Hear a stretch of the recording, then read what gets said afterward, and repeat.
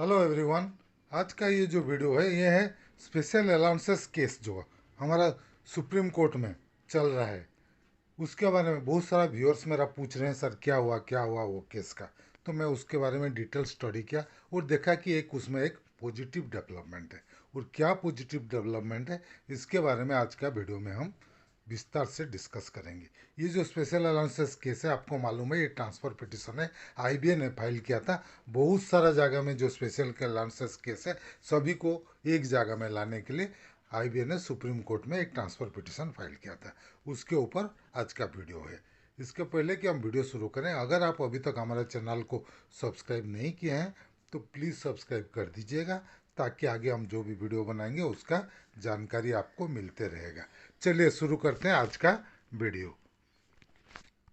ये देखिए, पहला है जो हमारा वो ट्रांसफ़र पिटिशन आईबीए ने जो फाइल किया है, डायरी नंबर 17206/2023 है। इंडियन बैंक एसोसिएशन वर्सेस कमल कुमार कालिया। कमल कुमार कालिया को एक नंबर में रखा गया, जो कि दिल्ली हाई कोर्ट में स्पेशल अलाउंसेस के ऊपर केस फाइल किए थे। और इसका डिटेल इधर दिया गया है। देखिए, केस नंबर जैसे है 18/5/2023 में ये आईबीए ने फाइल किया था।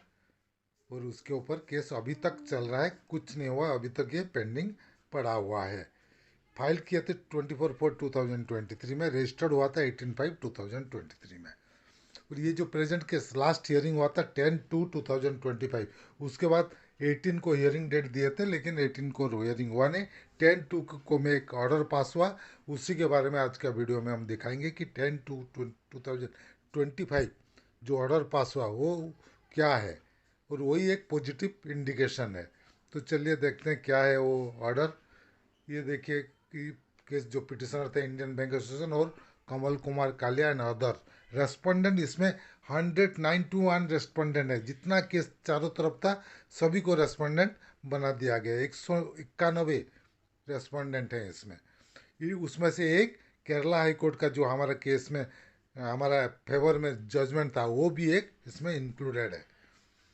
चलिए नेक्स्ट देखिए, ये 10 तारीख को जो ऑर्डर पास हुआ, क्या ऑर्डर पास हुआ उसको हम देखेंगे। Record of proceedings supreme court में जो हुआ था उसी के बारे में। तो क्या पास हुआ, चलिए देखते हैं क्या ऑर्डर पास हुआ। ये देखिए, upon hearing the council the court made the following order. कौन सा order? List along with SLP number 15017 and 15018 अब 2024। इसको जो जजेस हैं ऑर्डर कर दिए कि इसका सुनवाई आगे से एसएलपी जो है 15017 और 15018 के साथ सुनवाई होगा। तो इसलिए 18 तारीख को सुनवाई नहीं हुआ। ये नेक्स्ट जो 15017 कौन सा केस है, तो चलिए उसके बारे में मैं देखा आपको बताऊंगा वो केस क्या है और किस लिए ये एक पॉजिटिव इंडिकेशन है। चलिए देखिए, diary number 28960 Canara bank versus syndicate bank. Canara bank जो है पहले सिंडिकेट बैंक था, अभी कानरा बैंक हुआ है। और वर्सेस बाबूराम कश्यप जी से मेरा बातचीत भी हुआ। वो बहुत अच्छे से केस को फॉलो अप कर रहे हैं। डायरी नंबर ये है और केस नंबर देखिए 15017 एंड 15018 2024, रजिस्टर्ड ऑन 12/7/2024 में रजिस्ट्री हुआ है, 12 जुलाई में। तो ये केस में क्यों पॉजिटिव है देखिए। ये केस में जस्टिस कौन कौन है? Justice Rishikesh Roy, honourable mister justice Sudhanshu Dhulia and honourable mister justice SBN भट्टी, तीन जज का बेंच है ये। और सबसे इम्पोर्टेंट मैं क्यों बोला ये पॉजिटिव है, क्योंकि स्टेटस देखिए, पेंडिंग फाइनल हियरिंग, ये फाइनल हियरिंग के लिए पेंडिंग है। जैसे कि हमारा MC Singla case final hearing के पेंडिंग है, इसका भी अर्ली हियरिंग हो जाएगा तो बहुत अच्छा होगा।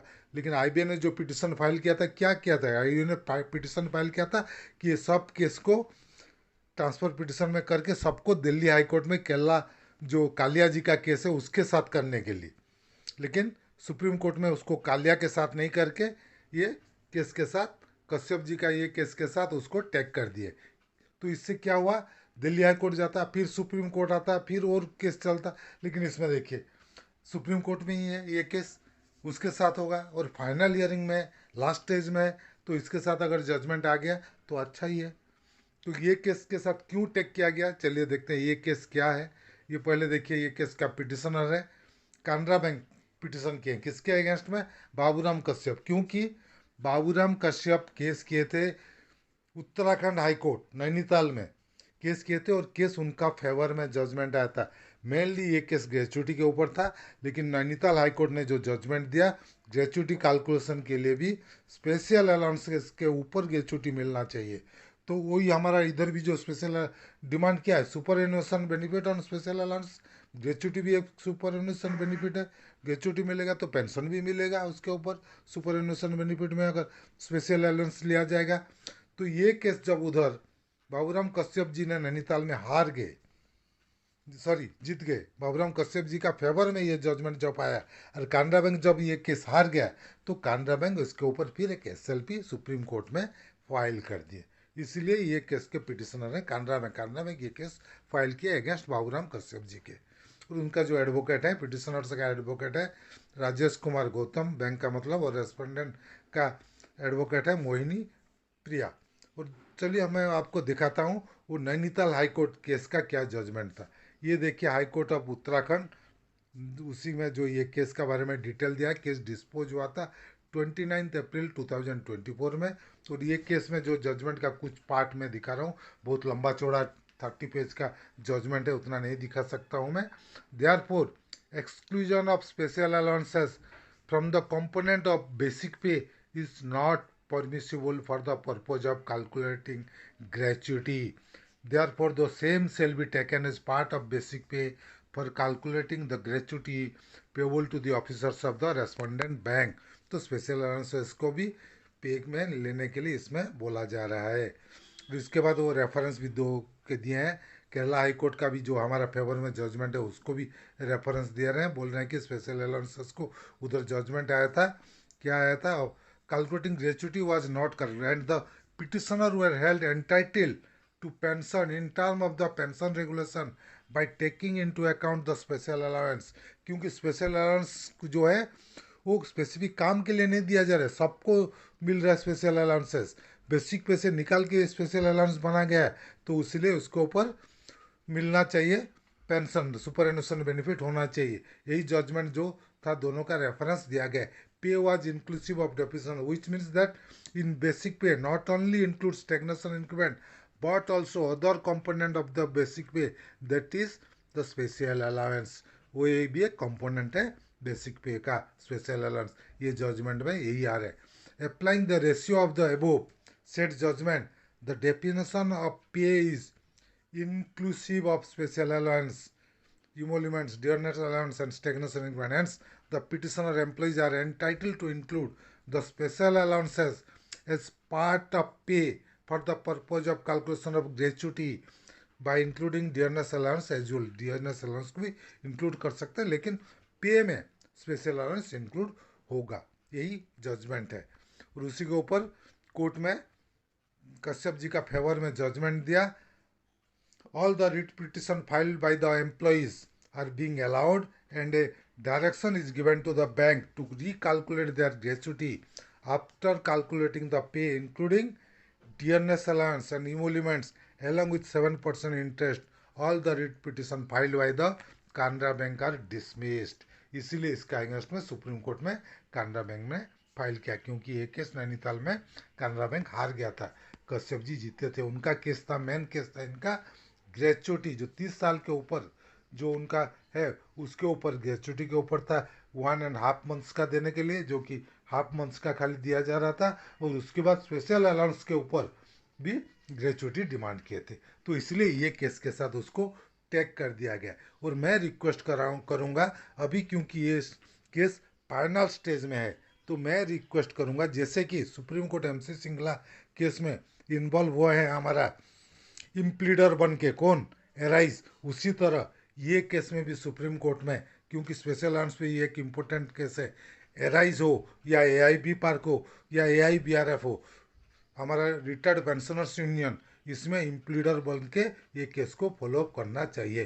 कश्यप जी का केस में इम्प्लीडर बनना चाहिए, मेरा ये रिक्वेस्ट है। आप लोग जो जिसके पास जिसका भी कॉन्टैक्ट है रिटायरीज यूनियन का, सबको बोलिए कि वो लोग इसमें इम्प्लीडर बने। मैं आचार्य जी को रिक्वेस्ट कर रहा हूँ, और वो सुप्रीतो सरकार जी को भी रिक्वेस्ट कर रहा हूँ कि आप एराइज के थ्रू हो या डायरेक्ट एआईबी पार्क से हो, आप एडवोकेट जी को तो हमारा पहले से ही है, उनको पकड़ के इसमें भी इम्प्लीडर प्लीज़ बन जाइए। और आप लोगों का, जो मेरा व्यूअर्स हैं, आपका क्या सजेशन है ज़रूर आप कमेंट सेक्शन में दीजिएगा। एआईबी पार्क को इम्प्लीडर बनना चाहिए कि नहीं, ये केस में आप लोग अपना सजेशन ज़रूर दीजिएगा। ये था आज का वीडियो। अगर हमारा वीडियो आपको पसंद आया तो प्लीज़ इसको लाइक कीजिए, शेयर कीजिए। आपका कुछ मतामत है तो कमेंट सेक्शन में ज़रूर दीजिएगा। और अगर अभी तक हमारे चैनल को सब्सक्राइब नहीं किए हैं तो प्लीज़ सब्सक्राइब कर दीजिएगा, और बेल आइकन को दबाना मत भूलिएगा, ताकि आगे हम जो भी वीडियो बनाएंगे उसका जानकारी आपको मिलते रहेगा। Team Omiya Kumar Mishra, thank you.